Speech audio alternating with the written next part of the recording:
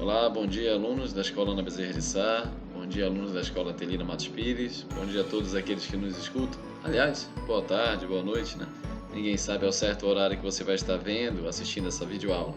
Aqui, professor Oséias, e a aula de hoje a gente vai discutir, vai falar um pouco, de forma bem ligeira, tá? Naqueles nossos 10 minutos que a gente tem aqui de tempo disponível, sobre as revoltas, os movimentos que aconteceram durante o período em que nós vamos chamar de Brasil colonial, tá bom?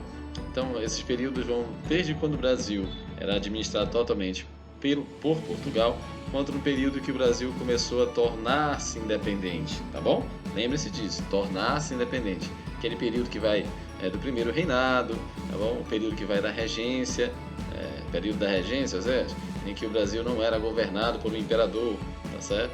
E o período do segundo reinado. Então, é basicamente esse período aí que a gente vai estar analisando essas revoltas, o que aconteceu nesse Brasilzão aqui, tá bom? Então, Zé, o que foram essas revoltas?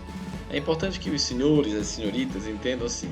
Essas revoltas elas tiveram várias características. Cada uma dessas revoltas teve a sua própria característica.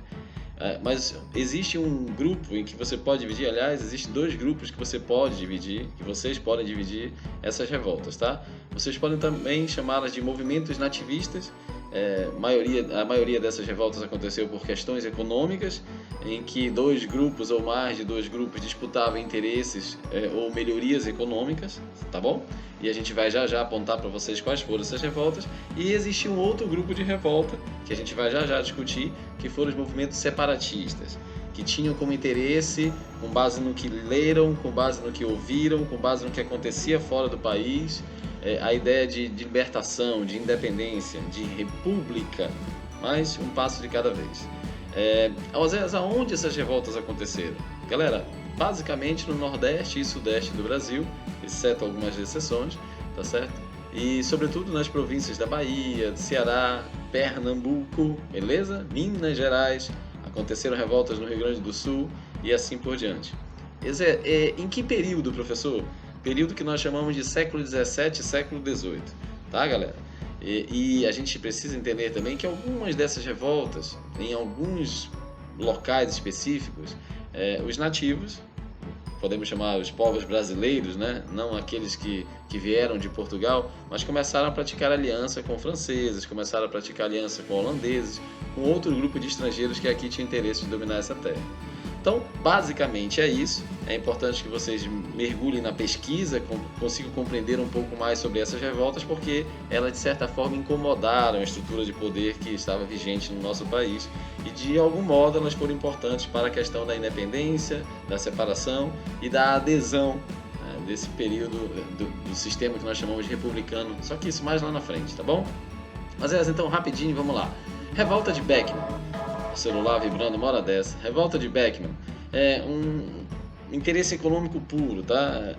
Havia uma insatisfação dos comerciantes locais por conta do monopólio da companhia de comércio. Isso, evidentemente, a gente está falando da produção de açúcar.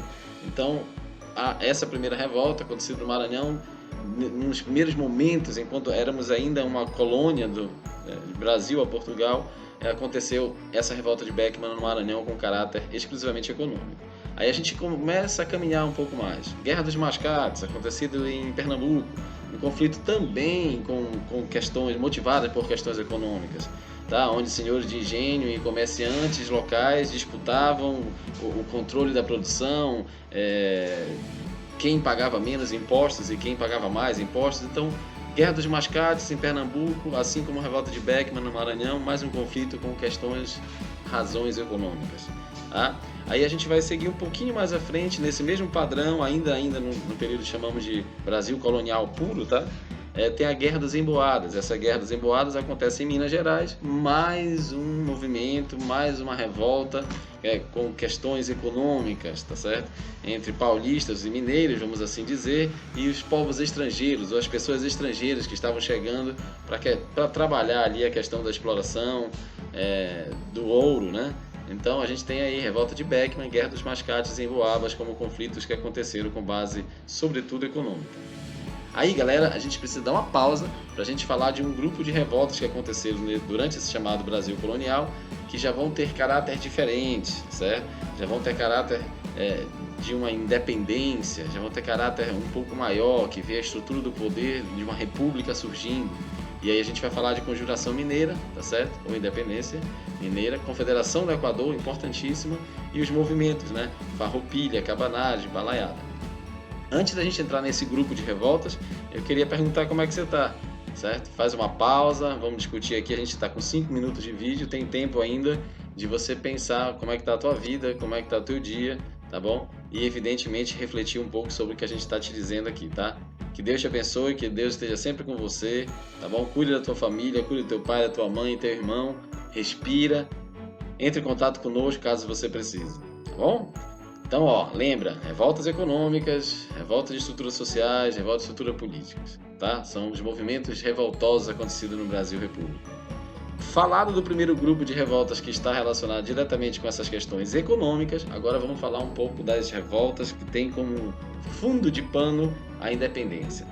E, sem dúvida nenhuma, a principal das revoltas foi a Conjuração Mineira, né? Que mostrou à população brasileira, que mostrou a estrutura de poder que o Brasil poderia se tornar independente e mais, tá? Que o Brasil poderia se tornar uma república. Oséias? Oi?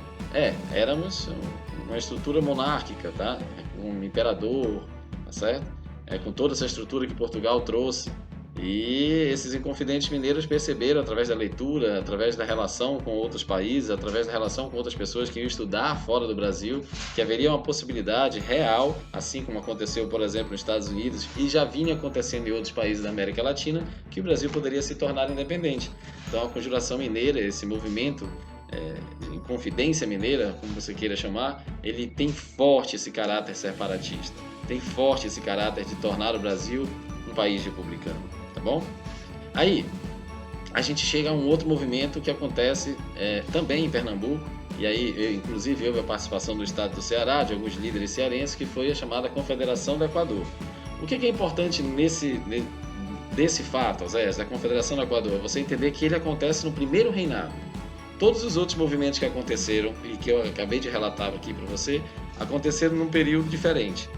Nesse momento, o Brasil era administrado pelo imperador Dom Pedro, tá certo? Então, primeiro reinado, e esse cara pega essa batata quente para resolver. A Confederação do Equador se espalha pelos Nordestes, alguns líderes do Nordeste, Rio Grande do Norte, Paraíba, principalmente do Rio Grande do Sul, mostraram a cara e dizendo assim, olha, a gente está questionando, sobretudo, a centralização de poder na mão de você, imperador, tá certo? E foi um movimento republicano, sim, que tinha como interesse acabar, por fim, a monarquia e criar um sistema aqui mais descentralizado, mais dividido de poder.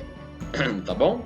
Então, seguindo para frente, galera, a gente vai encontrar outros movimentos que também tiveram como característica a questão da estrutura do poder, que também tinham como fundo de pano a ideia de transformar o Brasil em uma república. Quais foram? A gente tem a Revolução Farroupilha, acontecida no Rio Grande do Sul, e aí vem um conjunto, né? Sabe nada, Maranhão, Sabe nada, Bahia, Maranhão, acontece a Balaiada, e no Pará, tá? De onde o professor que vos fala veio, acontece a Cabanagem. Esses movimentos foram movimentos que tiveram esse interesse e eles acontecem num outro período da história do Brasil, não mais administrado por Dom Pedro I, tá certo? E sim um período que nós chamamos de Brasil Regência. Tá? Esse período em que esperava-se a maioridade de Dom Pedro II para que ele pudesse assumir o trono. Então, é basicamente isso. A gente sabe que é muita informação, por isso que a gente pede para você colocar o pé no freio e botar uma coisa na sua cabeça. E de todos esses movimentos ou de todas essas revoltas, você tem dois grupos. Aqueles grupos e aquelas revoltas com base em interesse puro e exclusivamente econômico, o que afetava a mim ou prejudicava você, e aquele grupo de movimentos e de revoltas que tinham como interesse a independência do Brasil e, sobretudo, a questão do fim da monarquia e a criação da república. 9 minutos, 23 segundos, a gente vai se despedindo por aqui, vai pedindo a Deus para que Ele esteja com você ao longo desse período de pandemia, de isolamento e distanciamento social, mas querendo te dizer também que você não deve, principalmente você, aluno de terceiro ano, não deve criar dificuldades ou barreiras para que você continue estudando, uma vez que a gente sabe que a prova do Enem vem aí. Importante o conteúdo da aula de hoje, porque de certa forma faz com que a estrutura de poder do Brasil, principalmente antes da criação da República, seja balançada, tremida, estremecida. Senhores e senhoritas, eu vou me despedindo por aqui, pedindo a Deus para que Ele te acompanhe. Um grande abraço.